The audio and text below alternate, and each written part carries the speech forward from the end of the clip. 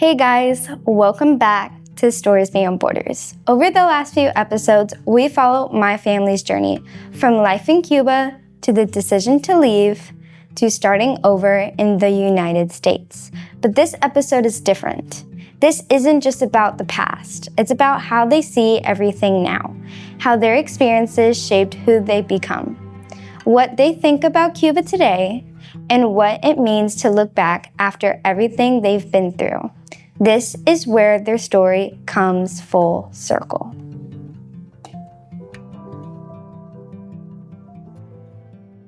What is your view on current day Cuba? What is your view on the current day of Cuba? Oh no, right now?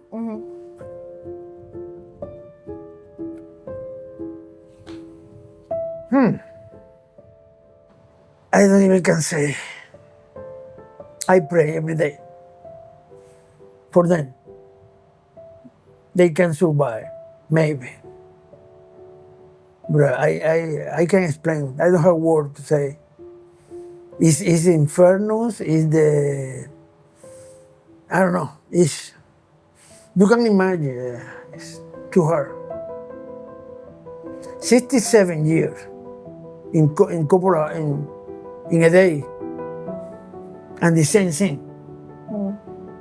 No prosperity, no happiness, no good time. People hungry, people digging in the trash for food. A street full of garbage in the corner. No light. My brother called me. Oh, we don't have electricity a couple nights ago. What can I do? Cubans deserve better. It's enough. Enough is enough. But the life now, I don't even call life. I call how you resist to survive. Because this is not a life. The human being deserves more than that. And you deserve more than that with only one condition: freedom. When you are free, everything is coming. But when somebody controls you 24/7, what you can do? It's a disaster. Yeah. It's a disaster. Debacle. Where are you today in life? Like how are you today in life? In life, Yeah. I am glad because my family is doing pretty good. There is no, I think, where I can say what word is it? I think they're doing good. Even I can say they're doing pretty good. They're doing excellent. They're doing excellent. They got his project, his life, his own life, his own thing to do. They say, thank God for coming here. And this great country give you a chance to open door. And Yeah. I am here, American. So like how are you like living in St. Louis now? Is it good? St. Louis. Yeah, in St. Louis now. Like how are you living in St. Louis? I love St. Louis. I got my routine every day, but I love the city. The art, St. Louis. I think I can move.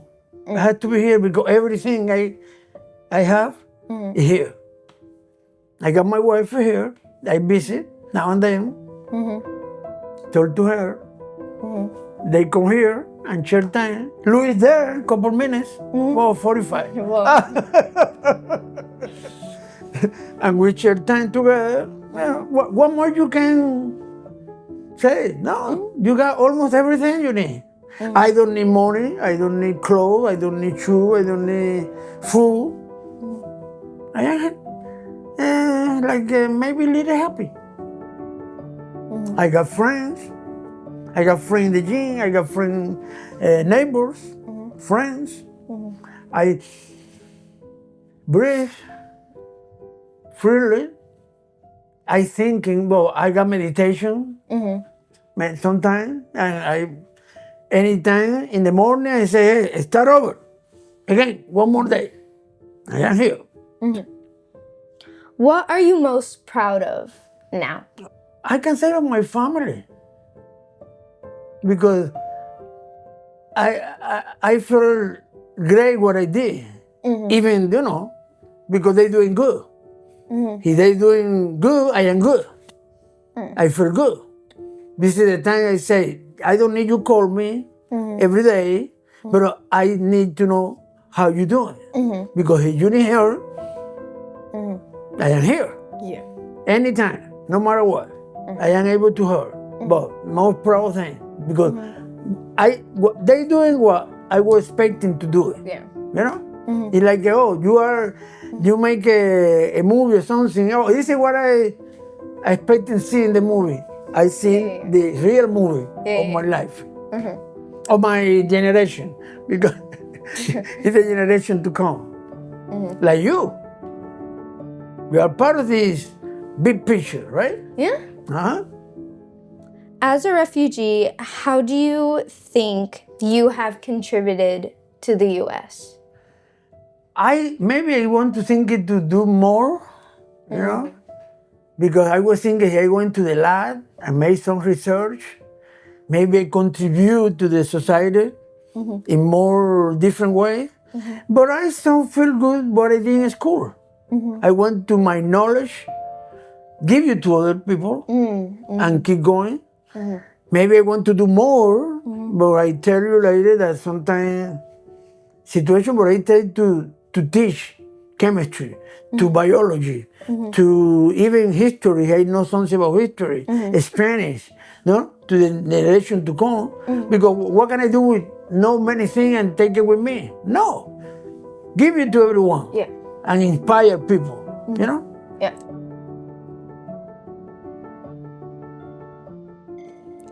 What is your view on current day Cuba? I think now the situation in Cuba, I'm not gonna say is better, but I think the Cuban people are starting to see what is really life like outside of the island. You know what I mean? Before the invention of cell phone or internet or things like that, the Castro regime could control the information in the island. You know what I mean? Like he could tell you what to put on TV. He could tell you what propaganda he wanted the Cuban people to think. Now, there's no way he can do that. There's no way that whoever is upholding the Castro regime, there's no way that they can keep it contained because people got cell phones. You post something on Facebook, this video could make it to the people on the island of Cuba and they could see it and then be like, oh, I remember, you know what I mean? So I think that thanks to technology, the world is becoming awoken. Like people are starting to awake and be like, hey, wait a minute, before I was told this is not how things are. Things is what I'm seeing on my screen. Now, you gotta take that with a grain of salt because what do we have now? AI. Oh, yeah. So you got videos that sometimes you're like, oh yeah, that video. No, that video is not real. That video is AI. So you have to take everything with a little grain of salt and do your own research. But what I'm saying is now with technology and cell phones, I think the people in Cuba are just starting to wake up and starting to see that, damn, like, this is not it. Like we can do better. We can do like other countries and do better for everybody. You know what I mean? So does that answer your question? Yes. Okay. Okay, so the next question will be like where you are today in life, and it's basically just like a general question of like where you live, what's your job, how is it, how do you feel, kind of just like a vibe of like where you are now. I work in downtown St. Louis.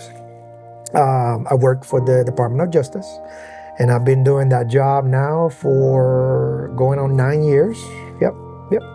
No, 10 years, going on 10 years. One thing I probably did not mention before is I did 8 years of active duty military service. So I was in the Navy. So does that answer your question? Yes. Okay. All right. What are you most proud of now? I don't know, man. You might not think that, you may find it weird. You might be like, that's something to be proud of. But I'll tell you what, I remember growing up, Abuelo used to say that one thing that you should do at night, right, when you lay in bed is not worry about who you had to rob, who do you have to, kill or hurt in order for you to get money? Get money the honest way. So I still remember that now, and I'm proud of that. I'm proud that even though my life is boring and people are like, you don't really do a lot. It's like, yeah, but it's okay. Like I go to work, I come home, take care of my dogs, my bills are paid, we go on vacation every once in a while, and that's it. Like I don't really ask for a lot. You know what I mean? Like I'm not caught up on the latest trend. I need to have the 18-inch wheel, the 24-inch wheel. I don't care about any of that. You know what I mean? I just want to have like a peaceful, nice, quiet home life. You know what I mean? So like this house here is kind of like our sanctuary. Yeah. You know what I mean? So that's what I like about it. I think that's what I'm more proud of. Proud of that. I got a good job and it's decent enough that I don't need to get an extra job or, and thankful, we both work and both of us are still healthy to still work, but we don't have to go get another job or something like that. You know what I mean? So I'm proud of that. Yeah. Does that answer your question? Yes. All right. As a refugee, how do you think you have contributed to the U.S.? Like you mentioned that you worked in the Navy here? Well, I'll tell you what, yeah. So my military service, I remember that I was not a citizen when I first joined the military. And I remember you have to do the swear of allegiance to the flag, because you have to raise your right hand and, there were witnesses there and people, right. So I remember that.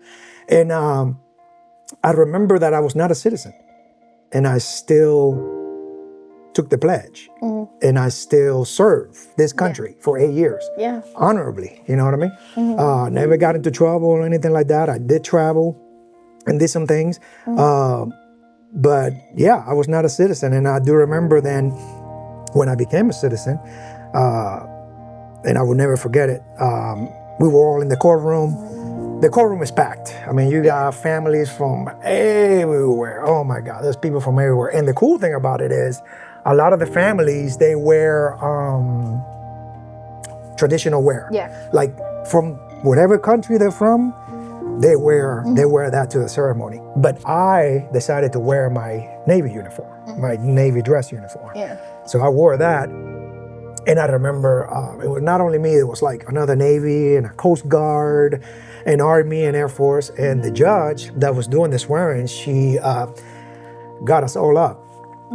And then I remember she said,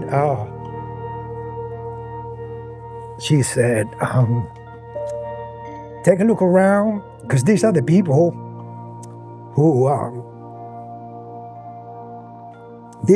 who swore to defend this country when they were not even citizens, you know what I mean? That meant a lot. And I remember that day, and I will never forget what she said. And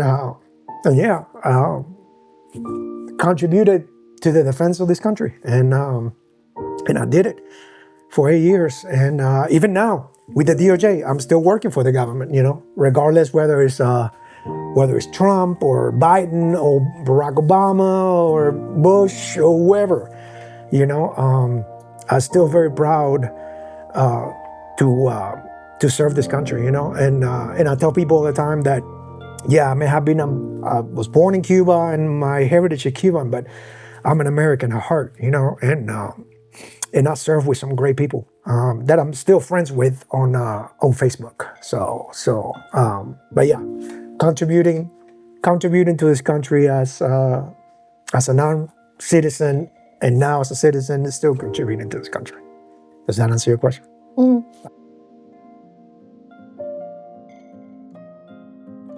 What are some of your thoughts on current day Cuba?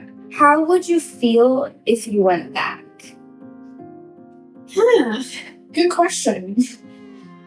My thoughts on current day Cuba. To be honest with you, I don't follow Cuba news a lot.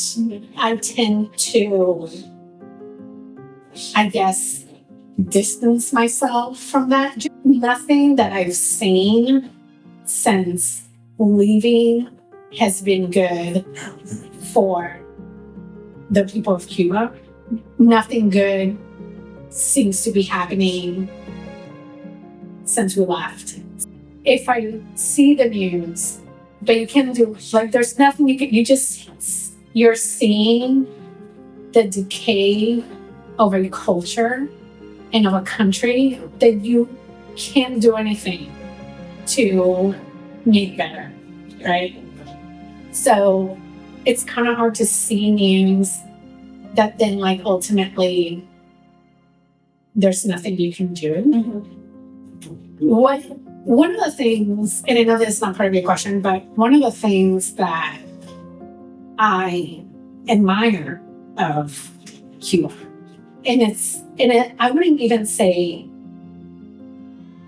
I wouldn't say it's Cuba like the land. It's more like I admire about the people and the history of Cuba is Cuba has a rich culture of music, a rich culture of Afro-Cubanism, and a rich culture of like entertainment, big shows and big productions.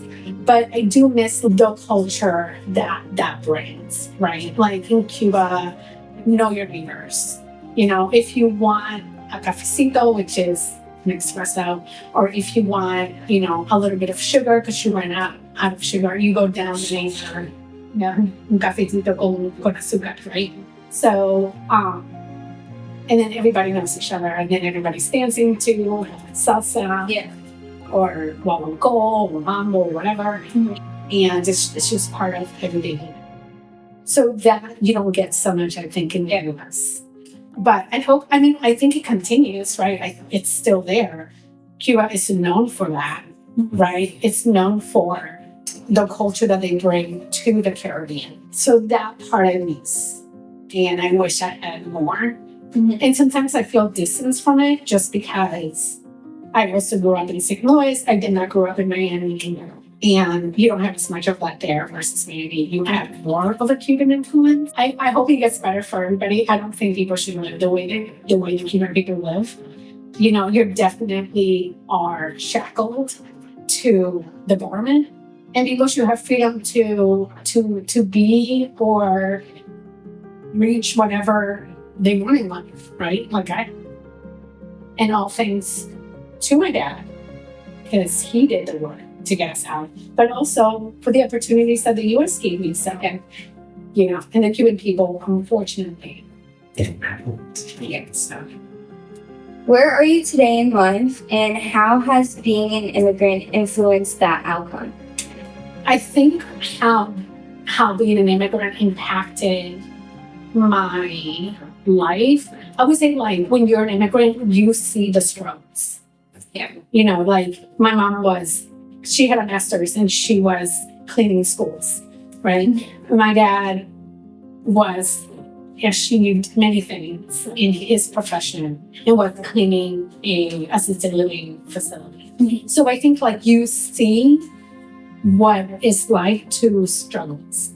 And I think seeing the struggles of your parents and seeing the struggles of not just my parents, there was a whole Cuban community where we lived in St. Louis, and seeing their struggle and what they deal with, and and listening to some of their conversations and going to gatherings and things like that, really put into perspective, how hard it can be and what you can do to ensure that you achieve your goals, for whatever goals you have. When you see that firsthand, which I did, it definitely puts into your mind, okay, this is where I am.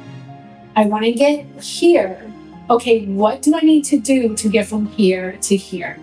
How much more do I need to study? How much time do I need to spend on projects? How much do I need to do extra credit to ensure that I get this grade so I can apply for this loan or for this grant or, whatever, right? Because you see it, you then start to think of ways to get to your goal because it's in your face all the time. Right? Yeah. As a refugee, how do you think you have contributed to the U.S.? I went to school. I graduated with a bachelor. Then I was in international business. I started working in operations, and I basically did work in operation most of my career. In that regard, I contributed to the United States. I didn't, I never was like not working, or I always worked. I always had a job. I always paid for my way. Mm-hmm. And then I tried to do the best that I could with the opportunities that they were given. And I think I did a pretty good job. Like if there was an opportunity, I try to take it. And along the way, I might have not said this, but along the way, I did have teachers, like teachers that will alert me of things that were coming up, that will be beneficial. You might want to consider this. I think partly also because, I try to be a good student. I tried to do my best when we came to school. So maybe they saw that and they were like, why don't we give her this opportunity, right? Along the way, I had a lot of help. On the way, I had a lot of luck, for sure. And then I just try to take advantage of whatever opportunities were given to me. Yeah. And then I try to get back.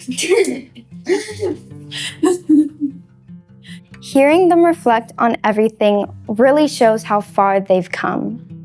For my abuelo, it's about looking at his family and feeling proud of what he built and what they've become, even after everything they went through. And also holding on to the belief that the people of Cuba deserve better. For my tío, it's about growth, building a life through hard work, staying committed, and carrying moments that remind him that even without a title or status, his actions still mattered. And for my mom, it's about perseverance, working hard, taking every opportunity in the United States, and feeling proud of the life she was able to build. All three of them carry different perspectives, but they're connected by the same journey, a journey of leaving, rebuilding, and becoming. And maybe that's what this whole series has been about. Not just where you come from, but what you do with the chance to start again. And if this story stayed with you and you'd like to support refugees and families starting over in a new country, you can consider donating to International Organization for Migration to help refugees migrate safely. This is Stories Beyond Borders. Thank you for being a part of this journey, because every journey has a story, and every story deserves to be heard.